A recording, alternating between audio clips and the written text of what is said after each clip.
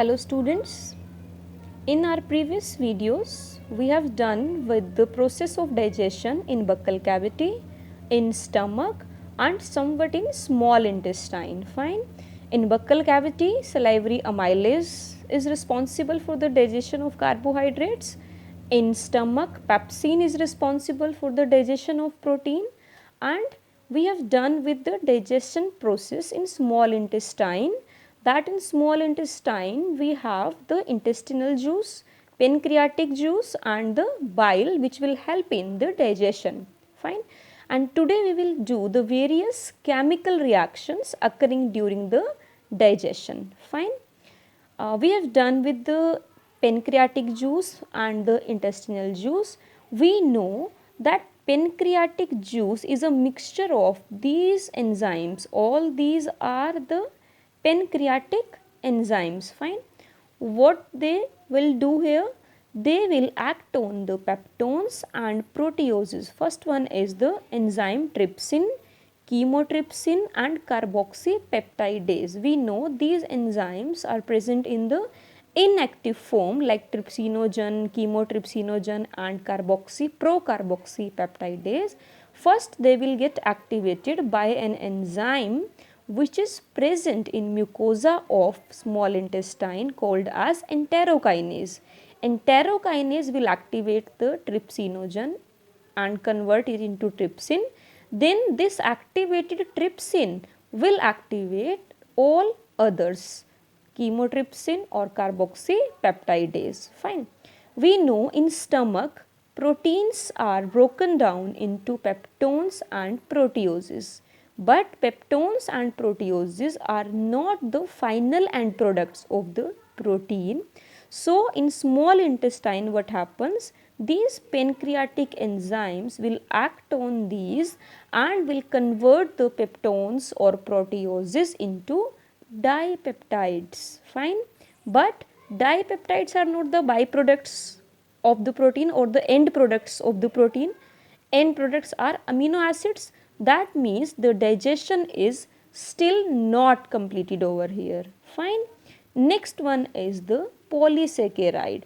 We know that 30% starch is digested in the buccal cavity and remaining starch will be digested over here with the help of an enzyme called as pancreatic amylase. This is amylase enzyme because it is the part of pancreas or pancreatic juice, that's why I am saying pancreatic amylase.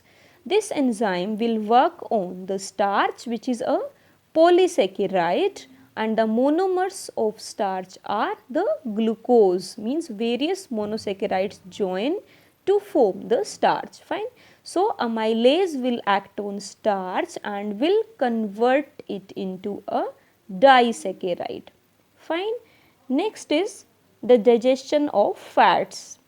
Fats will be digested with the help of an enzyme called as pancreatic lipase, and this enzyme is activated by bile juice. Fine. Now fats are also known as triglycerides. Fine. Tri means three fatty acids and one glycerol will make fats. Fats are the form of lipids obviously. Now lipase will act on fats and will remove one fatty acids from here. If removing of one fatty acids takes place over here, then it will convert it into disaccharides. Tri means 3, di means 2.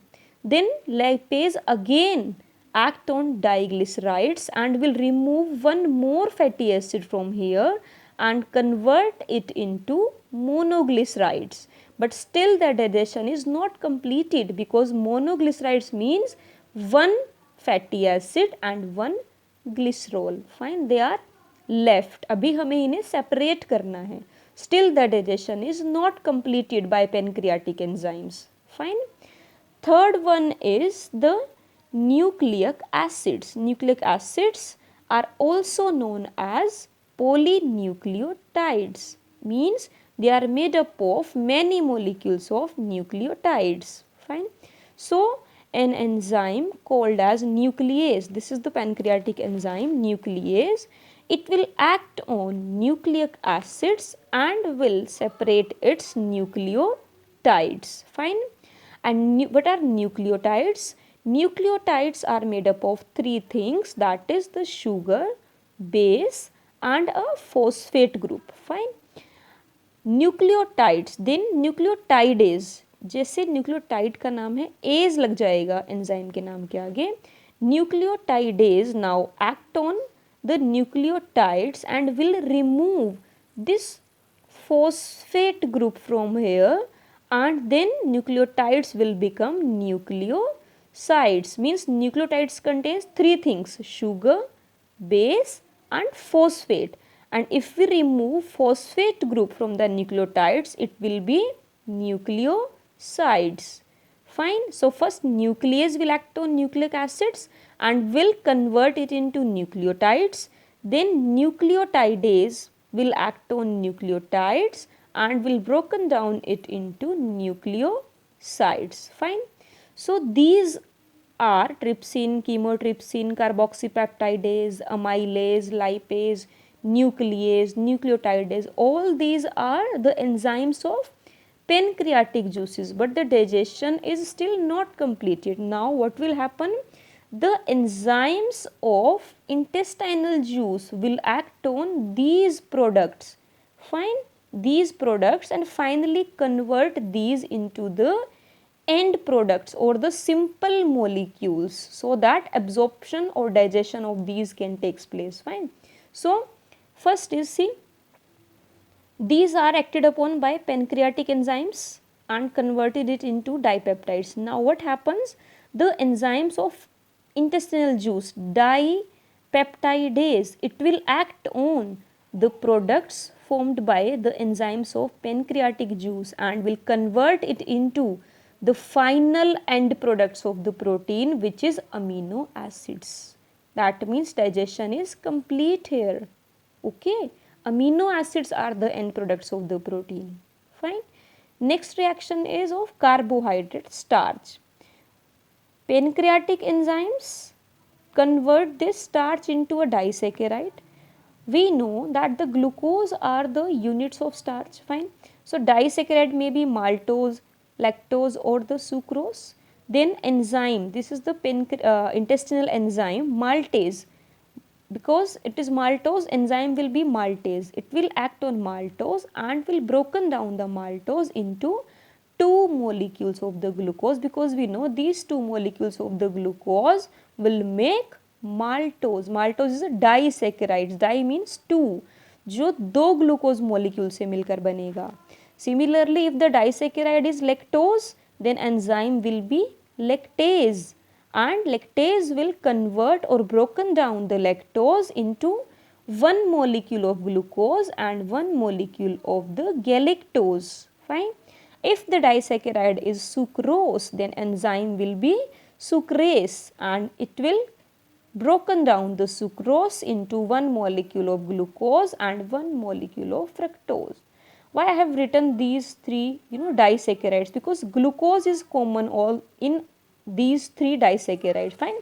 And the monomers of starch are glucose. So disaccharide may be maltose, lactose or the sucrose. Fine. Next is the digestion of fats. These are the pancreatic enzymes. Fine. So end product was the monoglyceride. Fine. Formed by the pancreatic enzymes. Now the intestinal enzyme lipase, intestinal lipase will act on these monoglycerides and convert them into the final end products of the fats, that is fatty acids and the glycerol. That means the digestion of fats is completed. Fine. Next is the nucleic acids. Fine. These are the pancreatic enzymes. Then this is the intestinal enzyme nucleosidase. This was nucleosides. So enzyme will be nucleosidase. Nucleosidase, which is an intestinal enzyme, will act on the product formed by the pancreatic enzyme, that is nucleosides, and will broken down into the final products, end products called as sugar and the base. Fine, means now the digestion is complete. These are the pancreatic enzymes, and finally these are the intestinal enzymes, and all these reactions will takes place in the duodenum region of small intestine. We know there are three parts of small intestine: duodenum, jejunum and ileum. All these reactions, or you can say the digestive process, is complete in the duodenum region of the small intestine. Jejunum and ileum are for the absorption of these simple molecules. Fine. So these simple molecules will get absorbed in jejunum and the ileum of small intestine. Fine. And digestive activity will be carried out in duodenum region of small intestine. Fine. Now what happens? The undigested and unabsorbed food, which is called as, what we call is feces. Fine. Undigested matter is called as the feces. This undigested matter will get passed into the large intestine, and we know large intestine is having three parts, that is cecum, colon and rectum. Colon is the longest part of the large intestine, and there is a wall present between ileum and the cecum called as ilio. ilio आया है ileum से, sickle आया है caecum से. Iliocecal wall. This wall will help in the passage of the undigested matter from here to the cecum, which is the part of large intestine. This valve also prevent the backflow of the undigested matter. Fine. Now in large intestine, no significant digestive activity will takes place. Now what are the functions of large intestine? First one is the absorption of water, minerals और some drugs. Digested matter में से भी अगर कुछ important minerals हैं, drug है या water है, उसको भी लार्ज इंटेस्टाइन एब्जॉर्ब कर लेगा, और ये रिस्पॉन्सिबिलिटी स्पेशली किसकी है? कोलोन की. Colon will absorb the water, minerals or the drugs from the undigested matter. Fine. And secondly, large intestine, what it contains? Mucus, and mucus help in the adhering. Suppose these are the undigested matter. Fine. So what will do? Mucus will adhere these undigested matter like this, and lubricate also this undigested matter for their easy passage. So large intestine is having two functions. First is the absorption of water, minerals or the drugs from undigested matter. Secondly, secretion of mucus, and mucus will help in adhering the undigested matter as well as lubricate the undigested matter for its easy passage. Fine. And then this undigested matter will get stored in rectum till defecation. मतलब जब तक body से feces remove नहीं होंगे तब तक वो store रहेंगे रेक्टम में. Okay. So this was all about the digestion and absorption, and we know how absorption of food takes place with the help of villi, which will provide the surface area for the absorption. Fine. So final digestion, the main site of final digestion is the small intestine. However, small activities of the digestion takes place in buccal cavity as well as in the stomach, but digestion will be complete in small intestine, especially in the duodenum region, and jejunum and ileum are for the absorption of these simple molecules. Fine. And no digestive activity will takes place in large intestine. Fine. So this was all about the chemical reactions occurring during the digestion. Okay.